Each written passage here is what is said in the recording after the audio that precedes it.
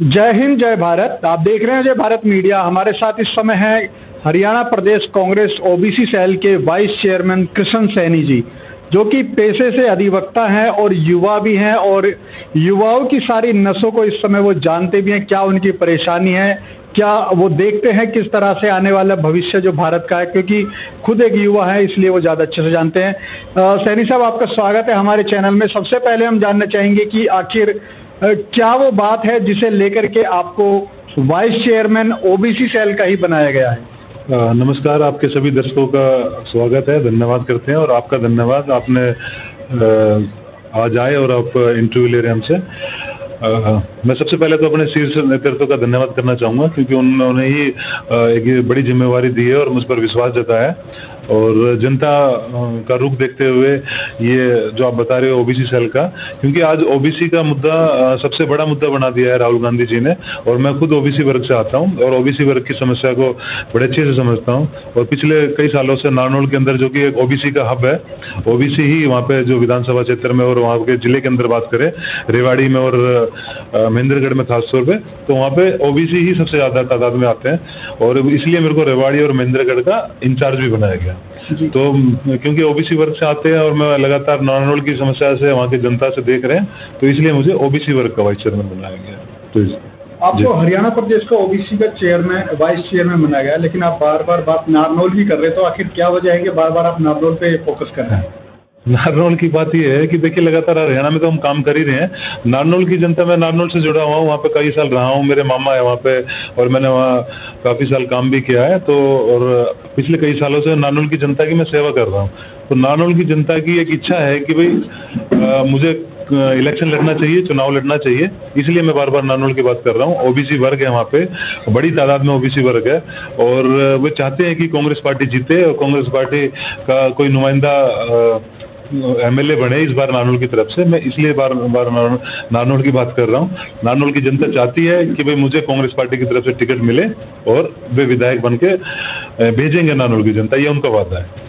सैनी साहब, आपको विरासत में मिली है नेतागिरी, अगर कहा जाए तो। आपके पिताजी भी हरियाणा कांग्रेस सेवा दल में रहे हैं काफ़ी सालों से, तो आप किस तरह से देखते हैं कि अगर यदि नारनौल की जनता की जो परेशानियां हैं उनको किस तरह से आप समझते हैं? देखिए, बिल्कुल सही कहा आपने। पिताजी मेरे जन्मजात, हमारा परिवार जन्मजात कांग्रेसी है, और मेरे पिताजी भी नारनौल के अंदर लगातार कई सालों से उन्होंने भी काम किया है। नारनौल के पूरे दक्षिण हरियाणा में काम किया है और हरियाणा क्षेत्र में काम किया है। वो बहुत जगह पहले यहाँ करनाल, अम्बाला और कुरुक्षेत्र के भी प्रभारी रहे हैं, रेवाड़ी, महेंद्रगढ़ में भी काम किया है। तो पिताजी से तो विरासत में मिला ही है, उन्हीं से सब कुछ सीखा है, जनता की कैसे सेवा करनी चाहिए, जनता के हर सुख दुख में साथ रहना चाहिए।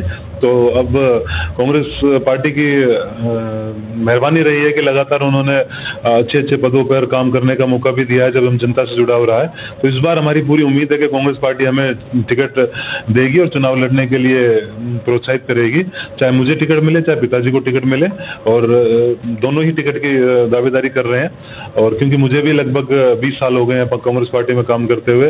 कांग्रेस पार्टी के मैंने बहुत लगातार जमीन से काम किया है, और बहुत सारे मेरी एनजीओ भी है, उसको भी मैंने कांग्रेस पार्टी से जोड़ के काम किया है। लगातार मैंने हेल्थ कैंप भी लगवाए हैं, लगातार एजुकेशन को लेकर भी काम किया है हमने, गरीब बच्चों के लिए भी काम किया है हमने, अलग अलग जगह जगह जाके उन लोगों में जागरूकता लाने का, महिलाओं में जागरूकता लाने का भी काम किया है। तो मुझे लगता है कि इस बार टिकट तो कांग्रेस पार्टी जब इतना बड़ा जिम्मेवारी दे रही है तो कुछ सोच समझ के ही दे रही है।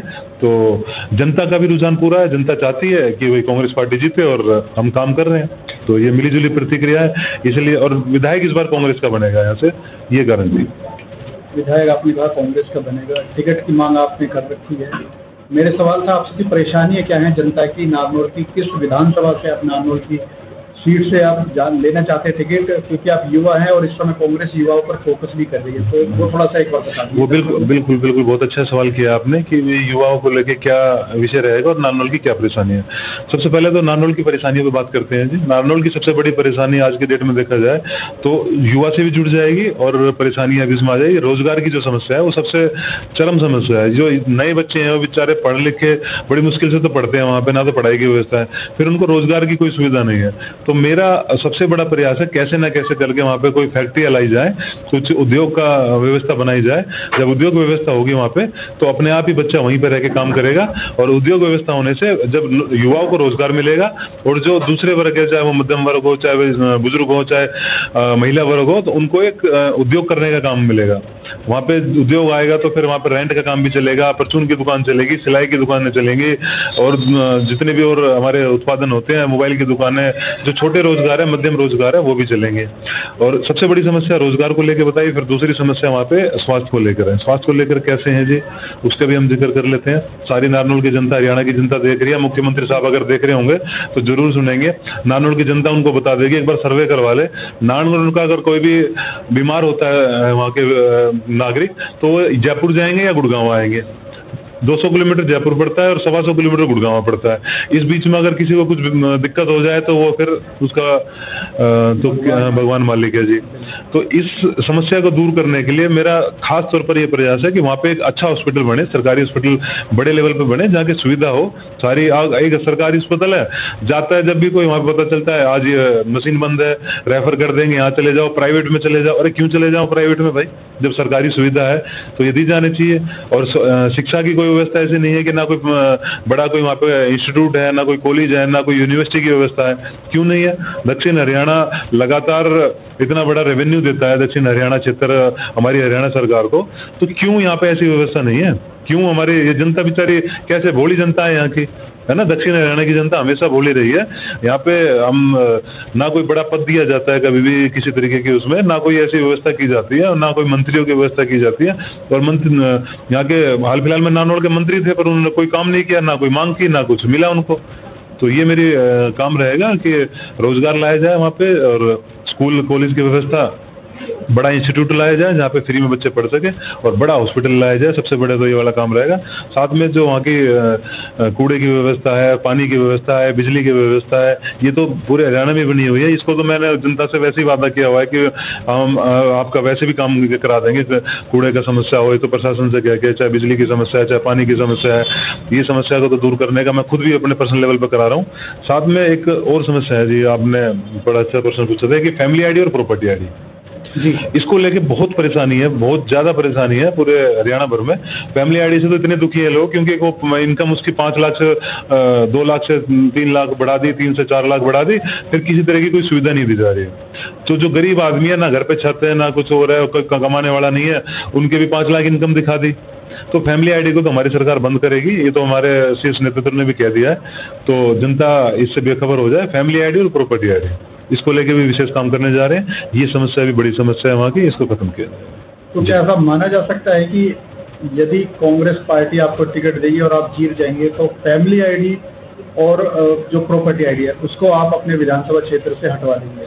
हरियाणा से ही हटेगी है। तो हमारे शीर्ष नेतृत्व ने कहा है कि फैमिली आईडी को हम बंद करेंगे, और प्रॉपर्टी आईडी में जितना हो सकता है उसमें समाधान किया जाएगा। अगर जनता का फिर भी नहीं रहा तो उसमें करेक्शन करके उसको ठीक किया जाएगा। फैमिली आईडी की तो कुछ, जब आधार कार्ड बना दिया, आधार कार्ड के अंदर सब कुछ लिंक हो गया, फिर फैमिली आईडी के लिए फिर लाइन में लग जाओ, फिर फैमिली आईडी के लिए सारे डॉक्यूमेंट, तो मतलब ये तो परेशान करने वाली ठेके दे देते हैं अपने अपने लोगों को, और वो फिर उनसे जाके पैसे कमाने का काम करते हैं।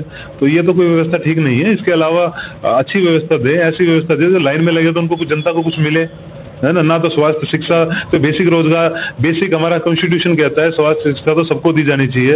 ये तो ऐसी यही नहीं है। जब आपको, अगर हम बीमार हो रहे हैं, हमें बीमारी की, जो राजस्थान की गवर्नमेंट ने कितना अच्छा काम किया था, अभी अशोक गहलोत की जनता तारीफ करती है आज तक भी, कितनी अच्छी स्कीम लाए थे वो। ऐसी कुछ स्कीम लेकर आए, चलो स्कीम को ले आएंगे जी, मान लीजिए चलो स्कीम ले आए कि स्वास्थ्य को लेकर, पर इलाज कहाँ कराए वो? इलाज तो नहीं होगा ना, अस्पताल ही नहीं है। सैनी सर, आपने जो समस्याएं गिनाई है नारनौल विधानसभा की आप बात कर रहे थे जी, अगर इन समस्याओं के ऊपर आप ध्यान दें तो ये समस्या पूरे हरियाणा और पूरे देश के अंदर भी हो सकती है। मैं नारनौल को विशेष रूप से उसको एक तरीके से जस्टिफाई करके मैं पूरे हरियाणा की और पूरे देश के लिए ही, जो रोजगार की, स्वास्थ्य की और शिक्षा की जो बात है वो तो पूरे देश के लिए है, पर नारनौल के लिए मैं इसलिए बात कर पा रहा हूँ क्योंकि मैं नारनौल की जनता से रूबरू हूँ। नारनौल की जनता पर्सनली बता रही है, और दक्षिण हरियाणा की जनता से मिलकर यहाँ पे, क्योंकि लगातार हम यहीं रहते हैं, इन्हीं के बीच में रहते हैं, इसी जनता के बीच में रहते हैं, इसलिए मैं इनकी बात उठा पा रहा हूँ। और आप तो पूरे देश में घूमते हैं, तो आप पूरे देश की बात बता पा रहे हैं कि इंटरलिंक है ये समस्या है। तो आपकी बात बिल्कुल जायज़ है। स्वास्थ्य, शिक्षा, रोजगार ये पूरे देश के अंदर समस्या है। राहुल गांधी जी ने जोर शोर से उठाया और जिसकी वजह से हम लगातार सरकार बनाने से बस थोड़ा सा ही चूक गए। कहीं बहुत सारी सीटों पर हमारी कहीं 2000 से कहीं 3000 से रही है, उसकी भी मंथन चल रहा है। तो जल्दी हमारी सरकार भी बनेगी देश के अंदर भी, और हरियाणा में तो बनने जा रही है। लगभग 75 सीट हमें आएगी, 70 से 80 सीट हमें आएगी।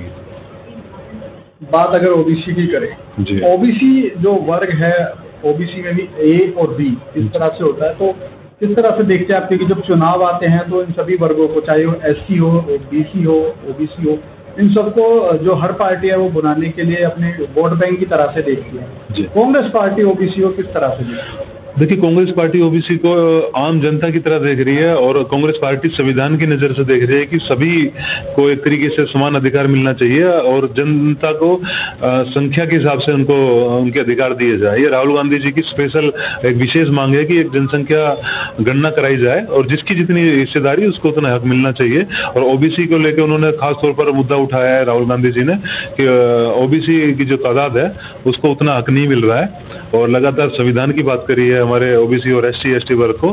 संविधान का में जो हमें एक तरीके से राइट दिए गए हैं, जो छूट दी गई है, जो हमारे अधिकार है, वो हमें मिल नहीं पा रहे। अगर ओबीसी की बात करें, आप कह रहे हो कि हरियाणा में कैसे काम दिया जाएगा। ओबीसी हरियाणा में मुझे जो जिम्मेवारी दी गई है वो ओबीसी को देखते हुए दी गई है। ओबीसी में कैप्टन अजय यादव जी को हरियाणा के ही हैं जिनको राष्ट्रीय अध्यक्ष बनाया गया है। तो कांग्रेस पार्टी लगातार ओबीसी वर्ग का ख्याल रख रही है, पर मुझे लगता है कि इस बार मेरी खुद की भी मांग रहेगी कि ओबीसी वर्ग को मैं अपने लेटर हेड पे भी माननीय हमारे शीर्ष नेतृत्व को भी लिखूंगा कि ओबीसी वर्ग को टिकटों में विशेष ध्यान दिया जाए और विशेष स्थान दिया जाए, क्योंकि हरियाणा में भी खासी तादाद है ओबीसी वर्ग की, चाहे पूरे हरियाणा की बात करें। और दक्षिण हरियाणा में तो मतलब कहा ही जाता है कि सारे ही ओबीसी बहुल्य सीटें हैं, तो ओबीसी को खास तौर पर जो मुझे लग रहा है कि इस बार अच्छी सीटें दी जाएगी। और मेरी विशेष मांग रहेगी कि ओबीसी वर्ग को मैं ये भी मांग करूंगा आपके माध्यम से कि हरियाणा ओबीसी विभाग को टिकट वितरण कमेटी में भी शामिल किया जाए और ज़्यादा से ज़्यादा टिकट भी दी जाए। जी, आपने बात की थी दक्षिण हरियाणा की अनदेखी उपेक्षा की। जी, पिछले कई बार से राव इंद्रजीत यहाँ के एमपी हैं। दक्षिण हरियाणा में उनका काफ़ी जलवा है, दबदबा है। दोनों ही चीज़ें हैं। पहले वो कांग्रेस पार्टी में थे, उस समय और आज आपको क्या देखते हैं कि किस तरह से वो काम कर रहे हैं? देखिए, राव इंद्रजीत जी की बात करें तो वो पुराने कांग्रेसी रहे हैं, उनके पिताजी भी और वो खुद भी, और आज वो बीजेपी की तरफ से एमपी हैं और लगातार बीजेपी की तरफ से जीत रहे हैं। और इस बार तो बड़ी मुश्किल से जीते हैं वो। जनता तो चाह रही थी यहाँ से कांग्रेस का एमपी बने, तो पर परिस्थिति ऐसी रही कि वो जीत गए। उन्होंने पर्सनली लेवल पर जाके बाद में जनता से रूबरू हुए, नहीं तो पार्टी बीजेपी पार्टी के कार्यकर्ता खुद उनको हरवाना के लिए उन्होंने कोई कसर नहीं छोड़ी थी। इंद्रजीत जी का सवाल ये था कि जब वो कांग्रेस में थे और आज वो बीजेपी में है, उनके कामों को आप किस तरह से देखते? क्या काम क्या किया है उन्होंने? वो तो खुद नाराज हो, तो खुद कह रहे हैं क्या, वो तो कह रहे हैं कि मेरी अगर उनके काम की तो आप देखो, मैं आपसे कहूँगा कि उनको कौन सा मंत्रालय देंगे आप बताइए। जब उनको मंत्रालय नहीं दिया जा रहा है, राज्य मंत्री बनाया जा रहा है, तो उनके बस में कुछ नहीं है उसमें, तो वो काम कैसे करवा पाएंगे? वो खुद कहते हैं कि काम ही नहीं हो रहा है। वो तो उन्होंने चुनाव में भी भाषण दिया था कि मैं तो जो जीत रहा हूँ अपनी मेरे खुद की चलो पहचान है उसकी वजह से, हालांकि बीजेपी की वजह से कोई काम नहीं किया गया। उन्होंने कहा है खुद, आप उनके स्टेटमेंट देख लीजिए।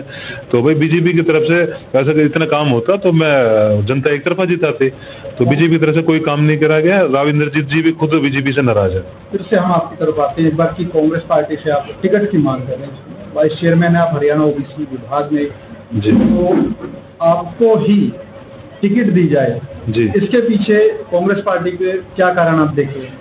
देखिए, जिस प्रकार से मुझे लगता है कि सैनी जो अगर मैं सैनी से आता हूँ और नारनौल के अंदर सैनी एक तरीके से बहुत ही ज़्यादा तादाद में है, तो और सैनी जो पूरे देश के बात करें वो और पूरे हरियाणा की बात करें तो कांग्रेस पार्टी को देख रही है कांग्रेस पार्टी की किस तरीके से सैनी ने लगातार कांग्रेस पार्टी की तरफ हमेशा समर्थन दिया है। और जो नारनौल की विधानसभा सीट है वो लगातार पिछले कई सालों से सैनी जो है वो दूसरे नंबर पर रहे हैं। अगर कांग्रेस पार्टी सैनी को वहाँ से टिकट देगी तो 100% वहाँ से जीतेगी। तो वहाँ पे राव साहब और सैनी, जो अगर हम कास्ट की बात करते हैं तो आप जब हम, क्योंकि ओबीसी का आपने स्पेशल नाम लेके और ये बात की है, तो मुझे लगता है कि एससी और ओबीसी का एक अच्छा वो रहेगा, ये मिलजुल के और अगर मुझे टिकट दी जाती है तो सारे पूरा वर्ग साथ मिलकर काम करेगा और जीत निश्चित होगी। और टिकट सैनियों को इसलिए भी दी जाएगी क्योंकि जिस प्रकार से बीजेपी ने सैनी को मुख्यमंत्री बना के जनता को एक तरीके से मूर्ख बनाने का काम कर रही है, काम अभी भी खट्टर साहब भी कर रहे हैं। तो कांग्रेस पार्टी भी पूरी तरीके से ओबीसी वर्ग को आगे लाने के लिए उत्साहित है और टिकट भी देंगी और जीत भी निश्चित होगी।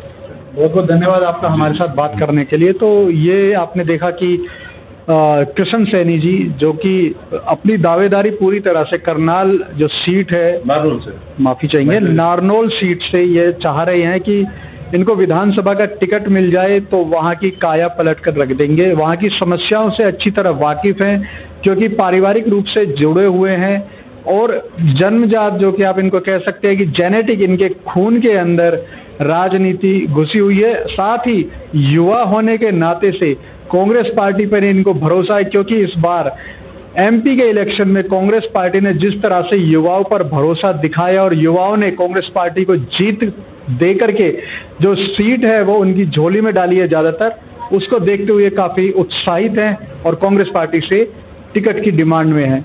आगे क्या होगा वो तो भविष्य के गर्भ में है, लेकिन इनके जो सपने हैं जरूर कांग्रेस पार्टी के शीर्ष नेतृत्व तक पहुंचने चाहिए ताकि उन्हें पूरा करने के लिए वो जी जान लगा दें।